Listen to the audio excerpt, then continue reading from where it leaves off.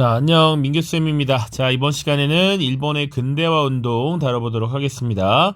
교과서 174부터 176쪽이 되겠습니다. 자, 연표 또 같이 넣어놨는데요. 연표는 뭐 시간의 흐름, 순서를 좀 확인하기 위함이고 간단하게만 살펴보시면 되겠습니다. 자, 일본의 근대화 운동을 다루기 전에 일본이 문을 열게 된 해당 시기가 언제인지를 좀 기억을 해야 됩니다. 그리고 일본사를 우리가 한참 이전에 다뤘기 때문에 일본의 역사가 어떻게 쭉 이어져 왔는지 한번 기억을 해보죠. 자, 일본의 선사시대 우리 쭉 다뤘고요. 그리고 쭉 봤던 것은 주로 이제 일본의 수도가 어디 위치했느냐에 따라서 무슨 시대 이렇게 불렀었습니다. 자, 그래서 우리가 가장 첫 번째로 기억할 만한 정권은 야마토 정권이라고 하는 것이 있었고요.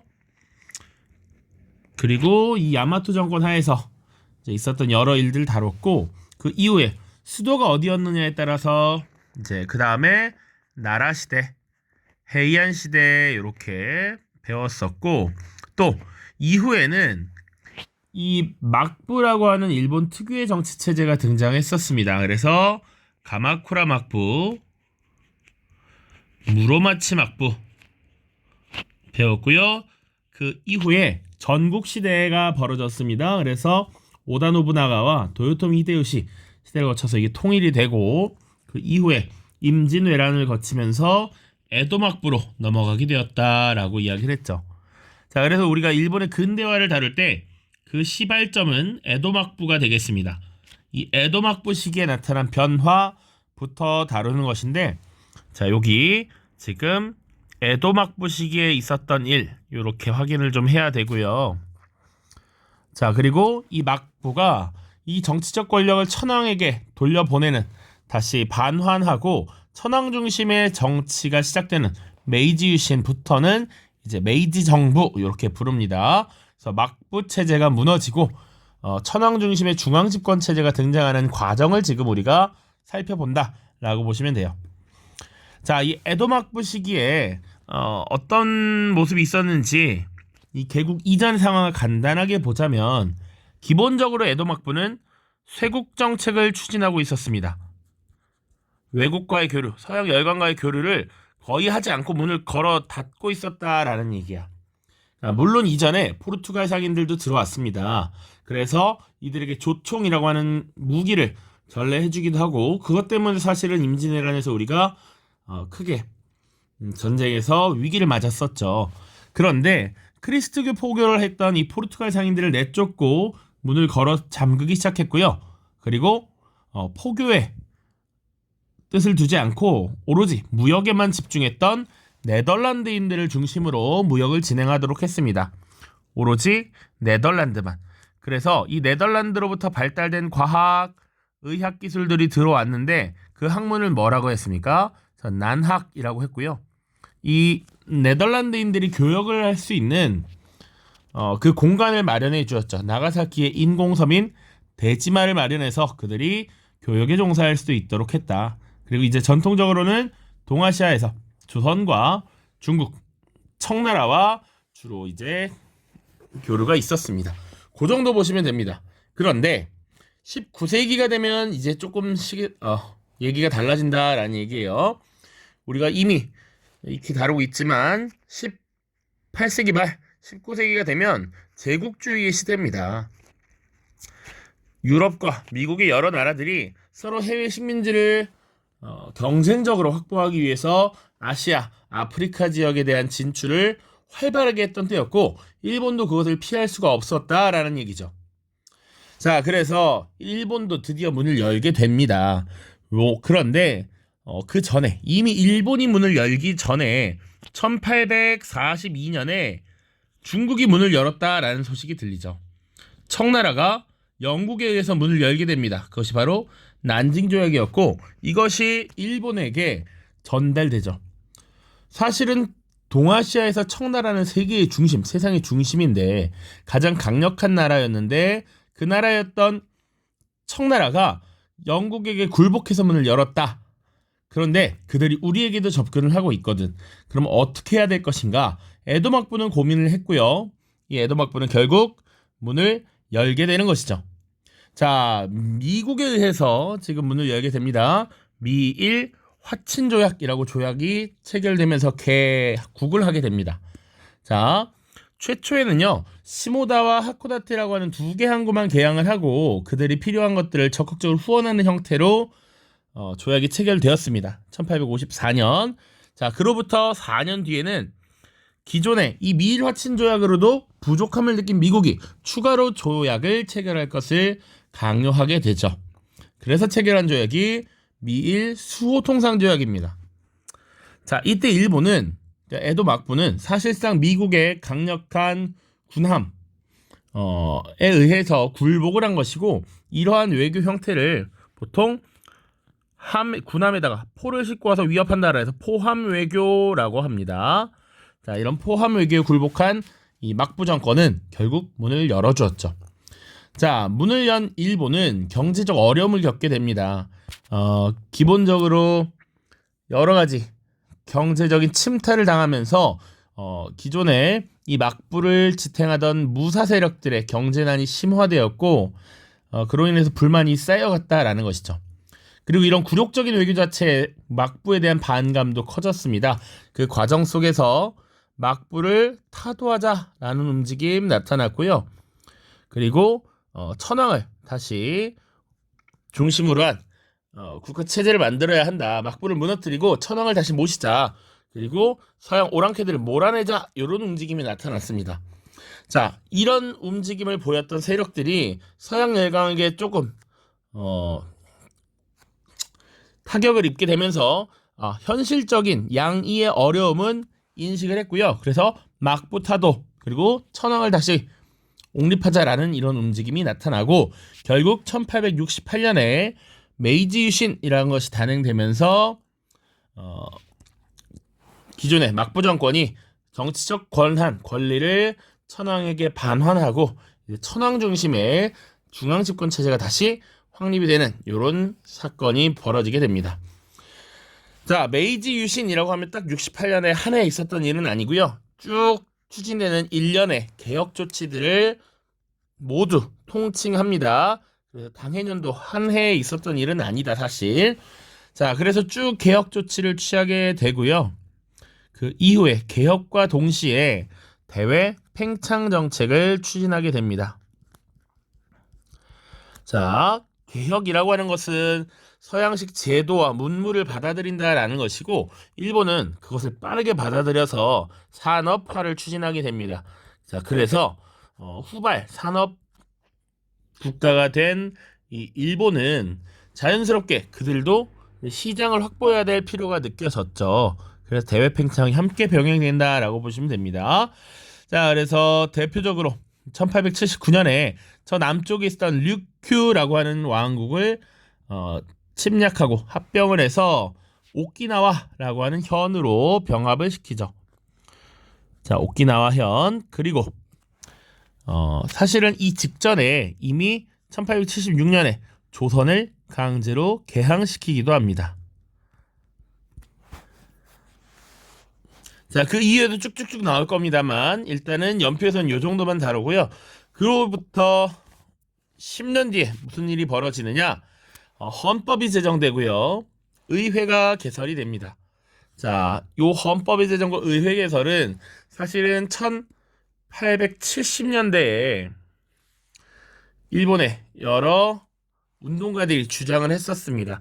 보통 자유민권 운동이라고 부르는데, 법으로서 이 국민과 백성의 권리를 보장해야 된다라는 움직임이었죠. 그리고 국민의 입장을 대변할 수 있는 의회를 개설해야 된다라는 움직임이 일어났고, 이 당시에는 사실은 탄압을 당하다가 10여 년 뒤에 결실을 보게 된 것입니다. 자, 1894년에는 청일전쟁을 벌이게 됩니다. 왜 그랬느냐? 당시 조선에 대한 주도권을 두고 다투게 되는 것이죠. 조선에 대한 주도권. 그러니까 일본은 1876년 강화도 조약을 체결함으로써 조선을 강제로 개항시켰습니다. 미국에게 그들이 당했던 것을 그대로 조선에 활용을 했던 것이고요. 조선에 대한 경제적 침략을 강화하면서 조선에서 사실상 영향력을 행사하려고 계속 시도합니다. 그런데 조선은 전통적으로 청나라에 사대하는 나라였기 때문에 일본이 확고하게 본인들의 영향력을 해소하기 위해선 조선과 청나라의 관계를 끊어야 될 필요가 있었죠. 그것이 청일전쟁으로 표면화됩니다. 자, 청나라군에 대한 공격을 시작한 일본은 일본 군사력의 그 얼마나 증강이 잘 되었는지를 잘 보여주게 되고요. 청나라는 결국 무력하게 이제 패배하고 맙니다. 그 결과 체결한 조약이 시모노세키 조약이고요. 이때 사실상 청나라가 이제 조선에 개입을 못하게 되고 그리고 타이완과 랴오둥 지역을 확보하게 되죠.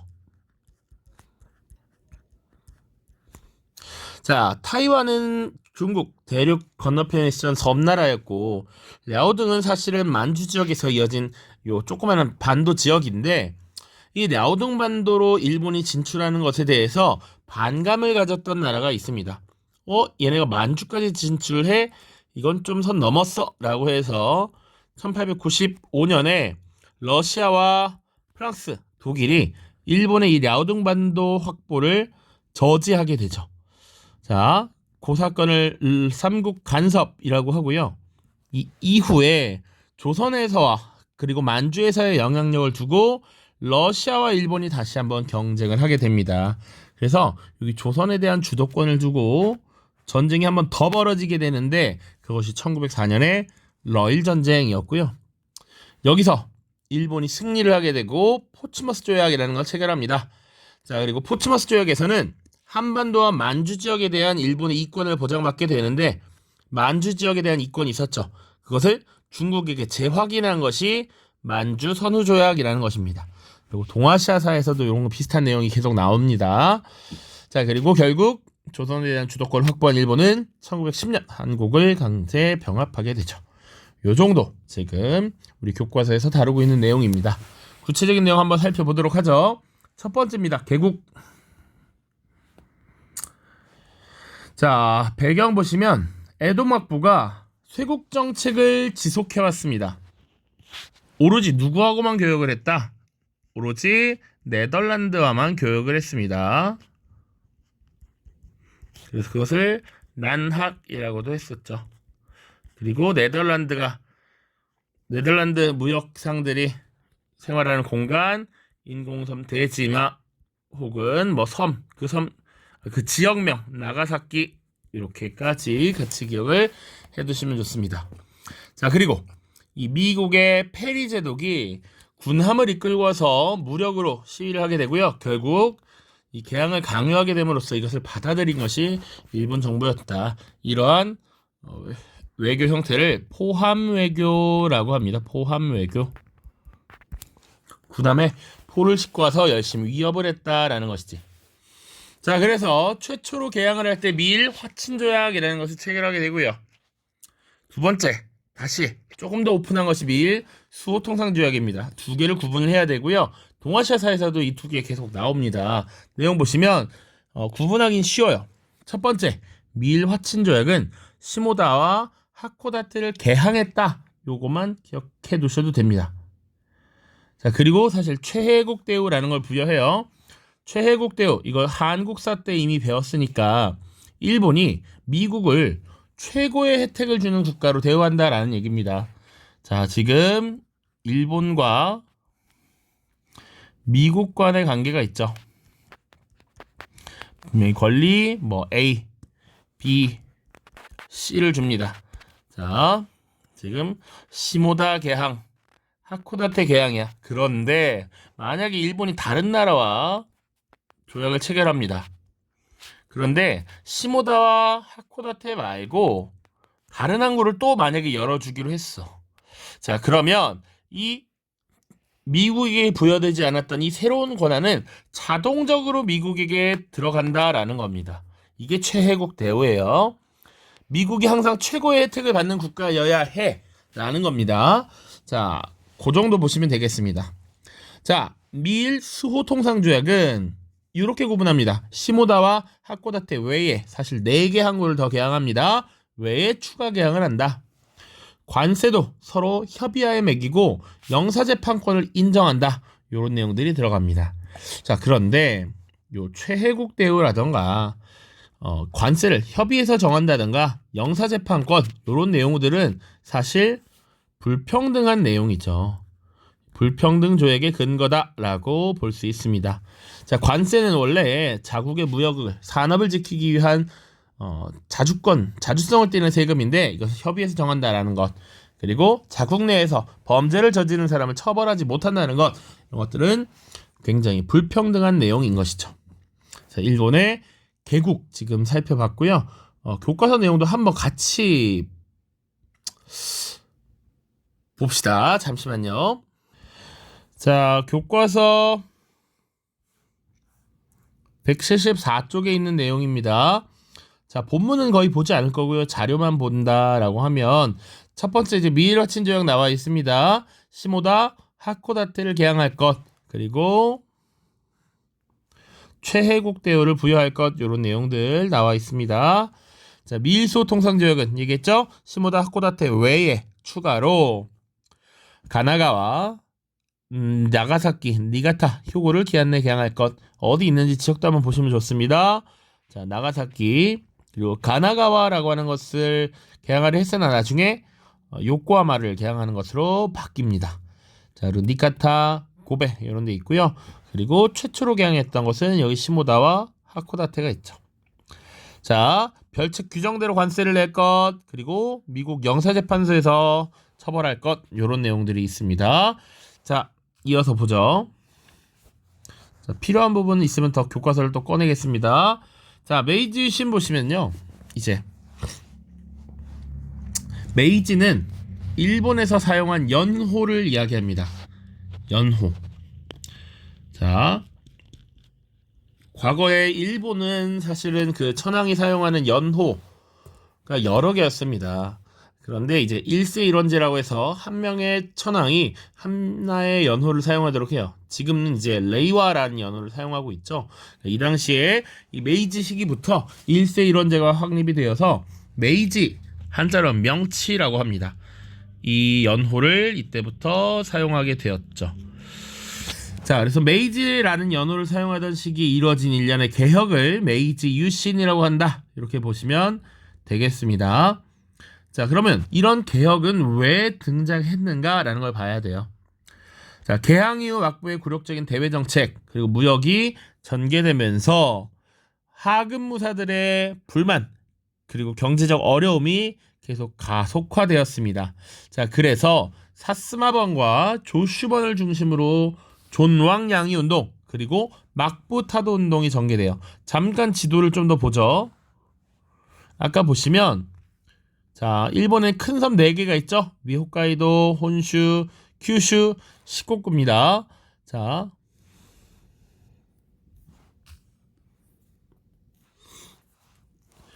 이게 메인 섬이 혼슈, 여기가 큐슈죠.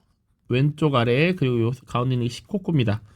자, 이 큐슈 끝에 있는 사스마번, 그리고 혼슈 끝에 있는 이 조슈번이 중심이 되어서 막부 타도 운동을 전개합니다. 그러니까 처음에 이들은 존왕양이를 먼저 내세웠고 그 다음에 막부 타도를 함께 외쳤습니다. 그러니까 존왕양이라고 하는 것은 자, 왕실을 높이고 오랑캐를 물리친다라는 얘기입니다. 그래서 이들이 존왕양이 운동을 벌였었는데 실제로 그들이 오랑캐라고 주장했던 이 서양 열강 세력들한테 두들겨 맞습니다. 그래서 현실적으로 양이는 어렵겠다라고 하는 것을 인식하고요. 왕실을 높이고 지금 이런 굴욕적인 개항을 하게 된 무능한 막부, 이거 무너뜨리자라고 하는 막부 타도 운동을 전개하게 되는 것이죠.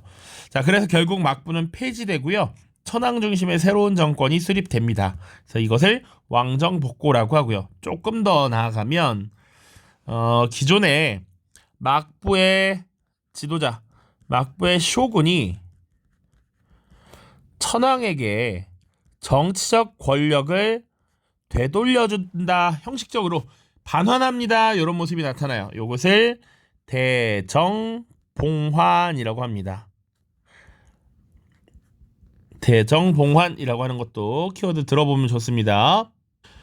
그리고 이후에 사실은 기존의 지역의 다이묘들이 갖고 있는 영지들을 천황에게 다시 반환한다라고 하는 판적봉환 이것도 나타납니다.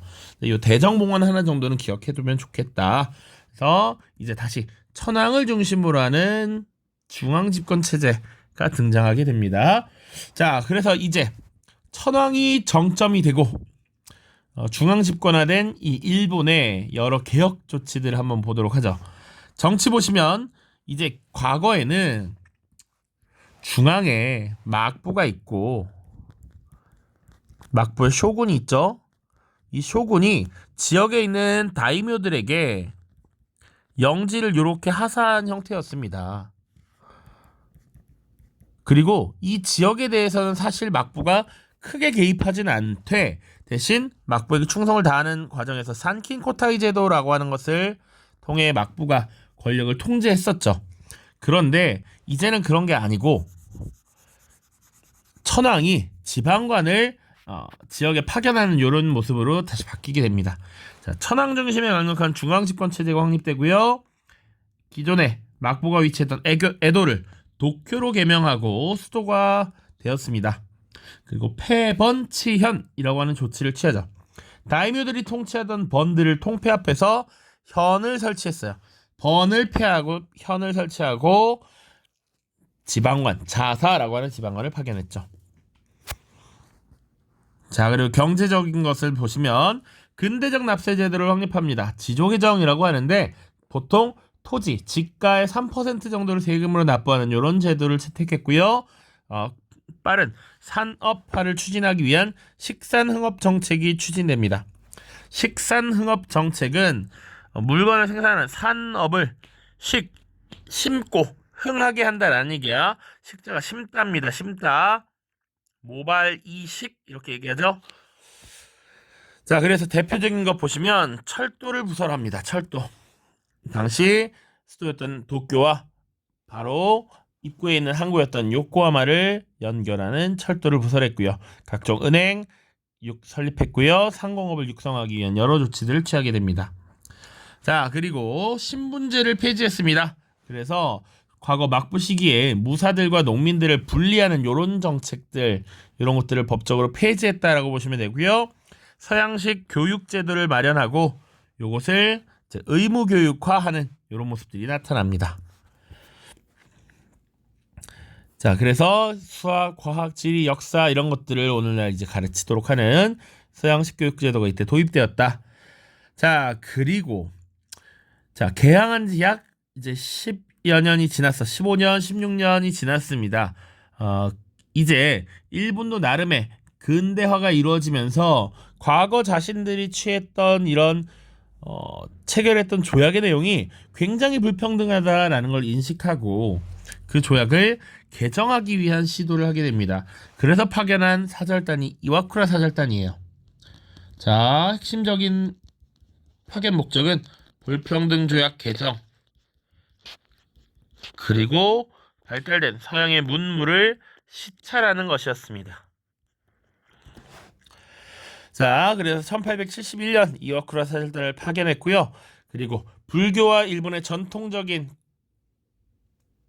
요런 관습이랄까요? 이런 것들이 결합된 신토라고 하는 것이 있는데 이것을 국교화시켰고 징병제를 실시했습니다.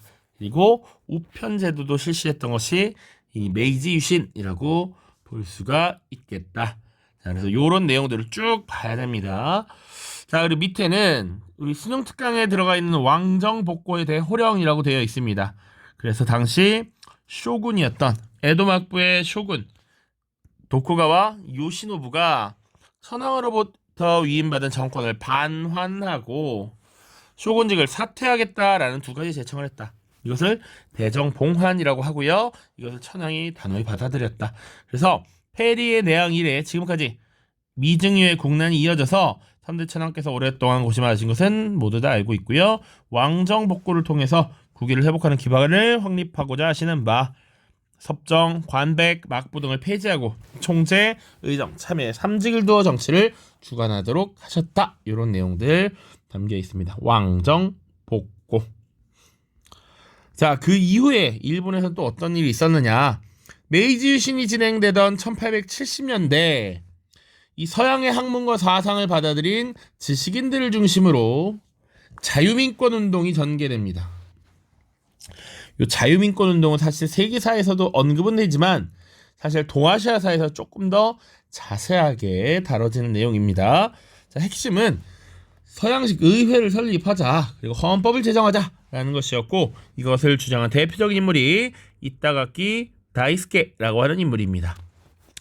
이 인물은 좀 기억을 해두시고요. 그리고 이 인물이 또 의회 개설뿐만 아니라 한국을 정벌하자라고 했던 정한론을 주장하기도 했습니다. 물론 정한론 하면 사이고 다카모리라고 하는 인물이 가장 대표적인데 그와 못지않게 함께 이런 내용들을 주장했던 것이 이타가키 다이스케입니다. 자, 그러나 1870년대에 이루어졌던 이런 자유민권운동에 대해서는 정부가 탄압을 했습니다. 물론 그러나 이런 움직임이 계속되었기 때문에 그들의 요구를 계속 묵살할 수는 없었고, 결국 일본 제국헌법이라고 하는 것이 1889년에 제정이 되었고요. 제국의회가 90년에 개설이 되었습니다. 자, 그러나 정부가 주도하여 헌법을 제정했다라는 것, 그리고 천황에게 절대권을 부여했다라는 여러 한계점들이 나타났다라고 하는 것, 이런 것들 기억해 두시고요. 그리고 이 시기 교육치거라고 하는 것이 반포됩니다. 그래서 천황에 대한 충성심, 그리고 국가에 대한 헌신을 주로 강요하는 이런 교육 방침이 발표가 되었다라는 정도 기억하시면 되겠습니다. 자, 마지막 이제 대외 팽창 정책인데요. 배경 보시면 근대화 정책을 추진하는 과정에서 여러 가지 모순이 발생했고요. 불만들이 늘어났습니다. 특히 막부 체제 하에서 상대적으로 우대를 받던 무사계층의 불만이 늘어났다라는 것이고, 이런 무사계층의 불만을 사실은 누그러뜨리기 위해서 시선을 외부적으로 돌리는 이런 모습들이 대외 팽창 정책으로 나타났다라고도 볼 수 있습니다. 자, 그리고 산업화가 진행되면서 자본주의 발전에 따른 해외 시장의 확보가 필요하기도 했다라는 점입니다. 자, 그래서 등장했던 것이 바로 정한론이에요. 정한론. 한국을 정벌하자라는 것이죠. 자, 이런 움직임은 왜 처음 등장했느냐? 1871년입니다. 자, 여러 외교 관계가 이 당시에 동시에 추진이 되는데 청일 수호조교라는 게 체결돼요. 그러니까 원래는 동아시아의 중심은 청나라고, 이 청나라에게 주로 사대를 하는, 조공을 하는 이런 형태의 모습이 있었다라는 것이죠. 자, 그런데 일본에서는 메이지 유신 이후에 새로운 국제관계를 재정립하려는 이런 움직임이 나타납니다. 자, 그래서 사실은 조선에도 서신을 하나 보내게 돼요. 당시 국서라고 표현하고, 조선에서는 이것을 서계라고 표현합니다. 자, 일본이 조선에 문서를 하나 보내게 되는데, 이때 이 문서의 양식이 과거와는 많이 달랐다라고 합니다. 그러니까 우리 천황이 조선 국왕에게 문서를 보내니 뭐 이런 식으로 조선과 일본이 대등한 관계에서 지금 문서를 작성했다라는 것이죠. 근데 과거에 막부 시기에는 어떻게 했느냐? 상대적으로 조선에 대해서 높이는 표현들을 사용했다라고 합니다. 그러니까 일본에서 문서를 작성하면 주로 대마도 도주를 통해서 이렇게 전달이 되는데, 그때 이 조선을 다소 높이는 이런 표현을 사용했다라는 것이죠. 그런데 그런 문서의 형식이 바뀌게 되었고, 이런 문서의 형식에 조선은 이해할 수 없다라는 반응으로 이 서계를 접수하지 않습니다. 과거처럼 공손하지 않고 무례하다라는 인식이 있었던 것이고요. 그리고 이 서계가 접수되지 않자 일본 내에서는 이 한국, 조선에 대한 적개심이 노골적으로 드러납니다. 그래서 뭐야, 우리를 예전에 그 막부 시대의 일본 정도로 생각하는 거야? 라고 하는 것이죠. 새로운 외교관계 수립을 거부하던 조선에 대한 정벌이 주장되었고, 이걸 주장했던 것이 아까 얘기했던 사이고 다카모리나 이타가키 타이스케가 되겠습니다. 자, 그러나 우선은 우리가 내부적인 개혁에 더 힘을 실어야 한다라고 하여 실행이 보류되었다 정도 보시면 되겠고요. 청일소조교 체결했다고 했고요. 그리고 당시 류큐인이 대만 사람에 의해서 살해되는 사건이 발생하고, 이것에 대한 보복이라는 측면에서 대만 지역을 침공했던 사건이 발생합니다. 그것을 대만 사건이라고 하는데, 청나라가 이때 한수 접고 사과를 하면서 마무리가 되죠. 그러니까 이미 이 시기부터 이 청나라를 중심으로 한 동아시아 질서라는 것이 흔들리고 있었다라고 보여지는 것이죠. 자, 그리고 다음에 1875년엔 운요 사건이라는 것을 일으킵니다. 자, 일본의 군함이었던 운요가 한반도에 강화도 앞바다에 딱 나와서 무력 시위를 하게 되는 것이고요. 이후 이것을 계기로 강화도 조약을 체결하면서 한국을 강제로 개항시키게 되는 것이죠. 또 저기 태평양 방향 아래로 쭉 내려가면 있었던 류큐 왕국을 합병해서 오키나와현을 설치하였습니다. 1879년입니다. 자, 그리고 이제 조선에 대한 주도권을 두고 청나라와 일전을 벌이게 되는데요. 그것이 1894년부터 95년까지 있었던 청일전쟁입니다.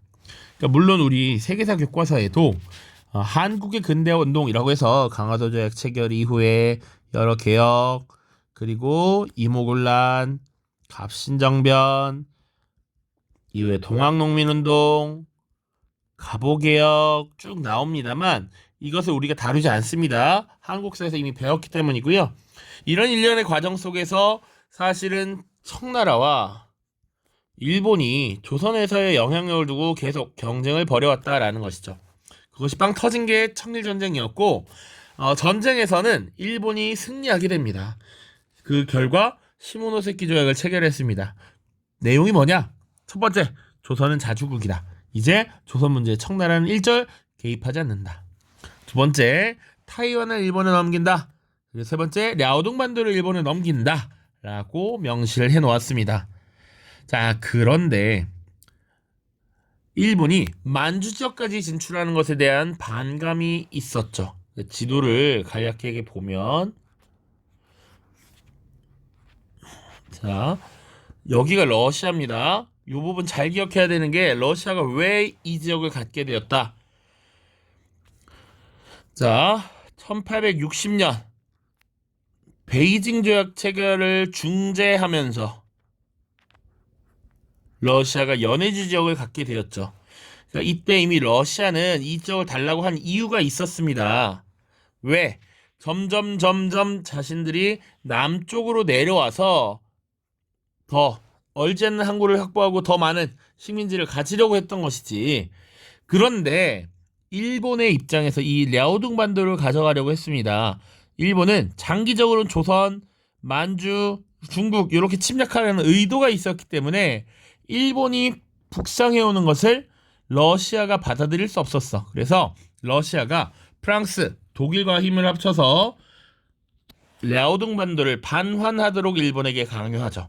그래서 실제로 이 랴오둥 반도는 일본이 반환하게 됩니다. 이런 사건을 삼국 간섭이라고 하고요. 이때 조선에 대한 러시아의 영향력이 일시적으로 강해지고, 다시 조선을 두고 일본과 러시아가 대립을 하게 되는 것이죠. 그래서 약 10여 년 뒤인 1904년에 러일 전쟁이 벌어지게 됩니다. 이때는 조선과 만주 지역에 대한 주도권 싸움이었다라는 것이고, 전쟁에서 일본이 사실상의 판정승을 거둡니다. 러시아가 외부로는 일본과 싸우고 내부로는 혁명의 물결이 일어나면서 피해 일요일 사건이라고 하는 것이 발생하는 등 내부적인 혼란이 굉장히 많았거든. 자, 그래서 결국 미국의 중재로 포츠머스 조약을 체결하게 되고요. 이때 일본은 한국에 대한 주도권을 완전하게 잡았고, 그 뒤로부터 약 5년 뒤인 1910년 한국을 집어삼키게 되는 것입니다. 자, 요 정도 보는 것이 지금 일본과 관련된 내용 전부이고요. 교과서 조금만 더 보고 바로 문제 풀도록 하겠습니다. 자, 오른쪽에 다음 페이지 75쪽 보시면 이와쿠라 사절단이 있습니다.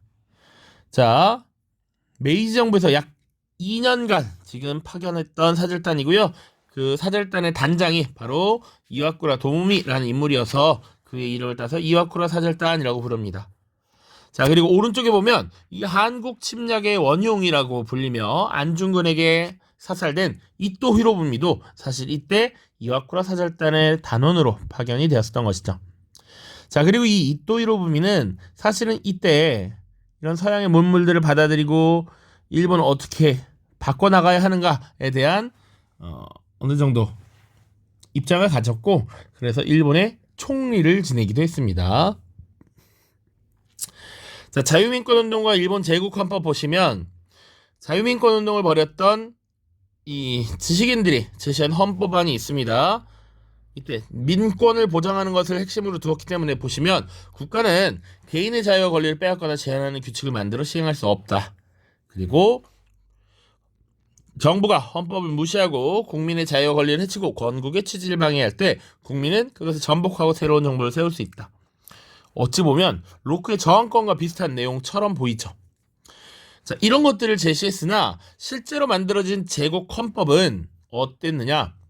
천황이 통치한다. 천황은 국가의 원수로서 통치권을 총괄하고 헌법 조항에 따라 일을 행한다. 전쟁을 선포하고 강화를 맺으며 재반 조약을 체결한다. 사실상 헌법에서 천황의 절대권을 강조하고 있다라는 것입니다. 자, 밑에 설명 나와 있죠? 재정 과정에서 민의를 배제했기 때문에 개인의 권리 보장이라고 하는 자유민권의 요구보다 국가 권리가 강화라는 정부의 의도에 충실했다라는 한계를 지니고 있습니다. 자, 다음 마지막 이제 팽창 정책과 관련된 부분인데, 자, 청일 전쟁과 일본의 제국주의와 과정. 자, 청일 전쟁이라고 하는 전쟁을 통해서 일본이 어떤 변화를 가져왔는가 쭉 나와 있습니다. 읽어보시면 됩니다. 국민으로서 국민이라는 이런 의식을 가지게 되었다. 그리고 여기서 승리하면서 얻은 배상금은 일본의 성장을 촉진하였는데 이때 대부분 군사력에 군비에 투자했다. 여기 자료에도 나와 있습니다. 자, 배상금 시모노세키 조약에서 2억량을 받았고요. 랴오둥 반도의 반환금으로 3천만 냥을 추가로 받았는데 2억 3천만 냥 중에서 62.7, 21.9니까 대략 84%죠. 84.6%에 대한 거의 대부분을 지금 다 군비에 투입했다라는 것이죠. 자, 그 정도 보시면 되겠습니다. 이제 문제 풀어보고 마무리하죠. 자, 약 7문제 되겠습니다. 자, 왼쪽입니다. 2022년 9월 모의평가입니다. 나름 거의 최근 문항이죠. 다음 가상대화가 이루어진 막부에서 있었던 사실로 옳은 것은, 자, 막부에서 이루어지는 사실입니다. 자, 무가제법도로 인해 우리도 쇼군을 뵈러 가게 되었네. 1년마다 다니려니 여간 힘든 게 아니야. 다이묘가 비용도 다 내야 해. 이 제도가 뭡니까? 당시 막부의 쇼군들이 지방의 다이묘들을 통제하기 위해서 1년에 교대 근무를 하도록 한 산킨 코타이 제도죠. 자, 이런 산킨 코타이 제도가 시행됐던 막부는 바로 에도 막부식이고요. 자, 그래서 요걸 일부러 넣은 이유가 그겁니다. 에도 막부 시기와 메이지 유신 이후 메이지 정부 시기를 좀 구분을 할 수 있어야 된다라는 얘기입니다. 자, 첫 번째, 전국 시대의 혼란이 시작되었다. 이것은 무로마치 막부 때가 되겠고요. 자, 페리 함대가 무역 시를 벌였다. 이게 정답이 되겠죠. 그래서 막부 시대에 체결했던 조약이 뭐다? 미일 화친 조약, 미일 수호 통상 조약 두 가지를 체결하게 되는 것이죠. 천황이란 칭호가 처음 사용되었다. 이거 7세기 말입니다. 7세기 말 야마토 정권이라고 볼 수 있고요. 원과 고려 연합군이 일본에 침입했다. 가마쿠라 막부입니다. 자, 이것이 배경이 돼서 가마쿠라마 학부가 쇠퇴하고 무로마치 학부가 등장하게 됐습니다. 쇼토쿠 태자가 불교 진흥책을 시행했다. 야마토 정권이죠. 자, 다음 문제입니다. 다음 조약이 체결된 시기 두 개의 조약 구분해야 된다고 했는데 바로 나왔어. 시무다 코다테 외에 추가로 개항한다 라고 되어 있습니다. 이거 바로 나왔어. 미일 수호 통상조약이야. 근데 더 쉬웠던 것은 이걸 미일 허친조약이라고 보면 이상하죠. 미일 허친조약 체결이 기준점이라서 뭐야 이건 당연히 아니야 라고 또 드러나요. 그러니까 바로 보시면 되고, 여기 1854년이고요 메이지 정부 수립 1868년입니다 그래서 정답은 1번이 되고, 나머지 연도 확인해 보면 이와쿠라 사절단 출발 71년, 삼국 간섭 시모노세키 조약에 대한 반대 개입이었죠. 1895년 포츠머스 조약 체결 1905년 1차 대전 발발 1914년이 되겠습니다. 자, 일본도 이 1차 세계대전에 연합국의 일원으로 참여합니다. 뒤에 또 한번 다루겠습니다. 다음 문제입니다. 다음 가상 기자회견 밑줄 친 신정부 시기에 볼 수 있는 모습으로 적절한 것은 이와쿠라 단장님 신정부를 대표하여 이거 세우셨습니다. 막부 시기에 맺은 조약의 개정 가능성을 타진해보고 미국과 유럽의 근대 문물을 시찰할 것입니다. 요거 이와쿠라 사절단이고, 신정부라고 하면 메이지 정부가 되겠습니다. 메이지 정부 시기에 이루어진 조치들을 고르면 된다. 1번 대지마 건설에 동원된 농민 대지마 나가사키에 인공섬을 조성해서 네덜란드인들이 교역에 종사할 수 있도록 한 것이죠. 에도막부입니다. 헤이조쿄 천도를 지시하는 천황, 수도를 헤이조쿄라고 해서 구성했던 시기는 나라 시대입니다. 나라 시대에서도 헤이조쿄, 그 다음 헤이안 시대에서도 헤이안쿄. 견당사의 일원으로 파견가는 승려 역시 나라 시대가 되겠고요. 물론 조금 더 일찍 야마토 정권 말기도 괜찮습니다. 자유민권 운동의 집회에 참석하는 시기는 1870년대니까 맞죠. 산킨 코타이를 위해 에도로 향하는 다이묘 에도막부 시기입니다. 다음 가나 시기 사이에 있었던 사실로 옳은 것은 얼마 전 쇼군 요시노부가 천황에게 이르기를 외국과의 교류가 날로 성하여 권력 집중 없이는 국가기강을 세우기가 어려워 정권을 조정에 반환한다고 하였다. 이에 천황이 이를 받아들여 왕정을 복구하고 국가의 위험을 만회의 방책으로 막부를 비롯하여 섭정 관백 등을 폐지하기로 천명하였다. 자, 이 정권을 조정에 반환한다라고 하는 것이 대정봉환입니다. 대정봉환. 그리고 다이묘들이 가지고 있었던 영지들 이런 것들을 반환하는 판적봉환이라고 합니다. 자, 그리고 왕정을 복구했다. 메이지 정부가 수립되었다니까 메이지 정부 수립 1868년입니다. 자, 됐죠? 자, 조선 앞바다에서 일본군이 대성을 거두었다는 소식이 어제 허웨로 보도되었다. 군함 한 척을 확보하고 청해군인 1500을 쓰러뜨렸다. 이제 양국 간의 전쟁. 이 전쟁이 지금 뭘 말하고 있다? 청나라 나왔으니까 청일전쟁이고요. 자, 청일전쟁 1894년부터 95년까지입니다. 자, 그래서 사이시기에 있었던 일 골라보죠. 류쿄가 일본에 병합되었다. 이게 정답입니다. 그래서 오키나와 현이 설치된 게 1879년. 류큐 병합 자체는 72년입니다. 타이완이 일본에 할양되었다. 1895년인데 청일전쟁의 결과죠. 결과. 시모노세키 조약입니다. 3번 러시아와 일본이 전쟁을 벌였다. 1904년 1905년까지 이어진 러일 전쟁이고요. 일본이 시무다 등을 개항하였다. 1854년에 미일 화친조약이에요. 화친조약. 영국과 청이 난징조약을 체결했다. 1842년 난징조약이 되겠죠. 1차 아편전쟁의 결과였습니다. 자, 다음. 자, 148쪽입니다. 가나 사건의 배경을 옳은 것은 가. 청정부는 쓰촨성에서 일어난 대규모 시위를 진압하기 위해 우창에 주둔한 신군을 파견했는데 우창 신군의 잔여 병력이 거병하여 봉기를 일으켰다. 그래서 우한 삼진을 점령하는데 장악하는데 성공했다. 자, 요거 우창봉기. 요건 청나라니까 일본 얘기는 아닌데요. 사실은 신의 혁명의 촉발을 이야기하는 것이죠. 중국의 근대운동 우리 배웠으니까. 사스마번과 조슈번이 동맹을 체결하고 막부에 반기를 들었다. 이 위협을 느낀 막부는 천황에게 통치권을 반납하는 조치를 단행하였다. 하지만 이를 막부의 술책으로 간주한 사스마번과 조슈번 동맹군은 교토의 궁정을 장악하고 천황의 이름으로 왕정 복고에 대해 호령을 발표했다. 메이지 정부의 수립이니까 이거 메이지 유신 시작이라고 보시면 되죠. 정부 수립. 연도는 1911, 연도는 1868입니다.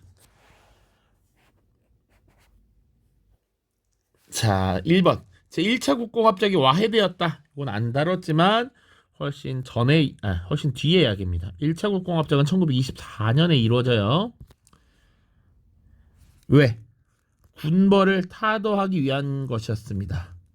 자, 2번. 위안스카이가 황제체제 부활을 시도하였다. 그것은 신의 혁명 이후에 직후에 나타나는 일이지 배경이라고 볼 수 없습니다. 폐번치원의 조치가 단행되었다. 이것은 정부 수립 이후가 되겠죠. 이후 메이지 유신의 내용입니다.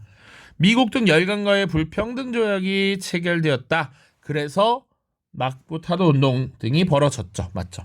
가나 자유민권 운동이 전개된 것은 1870년대 일본입니다. 오른쪽 밑줄 친 기억 시기에 볼 수 있는 모습으로 가장 적절한 것은 제국의회 개설이라고 되어 있고요. 메이지 14년 천황은 쭉 나와서 막부가 타도된 이후 의회가 개설될 때까지. 막부가 타도된 거 언제입니까? 메이지 유신 시작이니까 1868부터 의회가 개설된 거 1889년입니다. 물론 89년이 헌법이고 엄밀히 따지면 90년이 의회입니다. 자, 아무튼 이 중간에 들어갈 사실을 고르면 되죠. 이런 식으로 시기 문제가 나오고 있다. 자, 첫 번째, 정한론을 제기하는 정치가 요거 정답이 바로 되죠. 정한론은 보통 1870년대 등장합니다. 왜 그랬느냐? 자, 메이지 유신, 그러니까 막부가 개항을 하고 메이지 유신 이후에 개혁이 추진되는 과정에서 하급 무사들의 불만이 쌓였습니다. 자, 이런 무사들의 불만을 돌리기 위해서, 시선을 돌리기 위해서 정한론이라는 것이 주장이 되죠. 자, 2번 진주만 기습 공격에 참여하는 군인. 진주만 기습 공격은 1941년에 벌어집니다. 방공협정 체결, 이것도 2차 대전과 관련된 것이죠. 1939년 2차 대전과 관련된 이야기고요. 미일소 통상조약 1858년이었고 시모노세키 조약 1895년이니까 뒤가 되겠습니다. 자, 오른쪽 마지막 문제. 벌써 50분이 다 돼가네요. 가나 전쟁 사이에 있었던 사실로 옳은 것은 일본군이 선전포고도 없이 풍도에 정박한 군함을 공격하면서, 풍도성이 어디인지도 몰라요. 그런데 전쟁에 승리한 마지막 줄 보면 전쟁에 승리한 일본은 시모노세키 조약으로 타이완 등을 획득하였다. 그럼 이거 무슨 전쟁? 청일 전쟁이 되겠죠. 1894가 되겠습니다. 자, 일본군이 리스낭을 기습 공격하여 쭉 나와있고 세 번째 줄을 보시면 미국의 중재로 체결된 포츠머스 조약. 무슨 전쟁?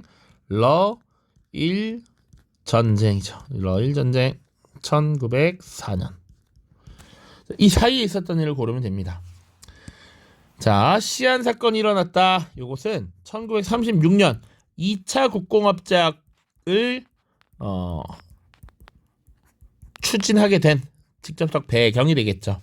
그러니까 당시 장제스라고 하는 중국 국민당의 대표 당수가 일본이라고 하는 외부의 침략이 있음에도 불구하고 이를 상대하지 않고 중국 내부의 공산당 세력을 탄압하는 데만 진력을 다하고 있었기 때문에 장쉐량이라고 하는 인물이 장제스를 감금하고, 아니 지금은 내부 총질을 할 게 아니라 일본을 상대하기 위해 일치단결을 해야 된다라고 하면서 감금을 했던 것입니다. 1936년. 미이라 친조약은 1854년이었고요. 임칙서가 아펜무역을 단속한 것은 1차 아펜전쟁의 배경이죠. 39년 40년이 됩니다. 일본이 국제연맹에서 탈퇴한 것은 1933년의 얘기고요. 뒤에 다룰 예정입니다. 러시아가 삼국 간섭을 주도했다. 맞죠? 시모노세키 조약 체결 이후 여기다 간섭을 한 게 삼국 간섭이니까 이것이 정답이 되겠습니다. 자, 됐죠? 50분 동안 고생 많았습니다. 고생 많았습니다. 안녕.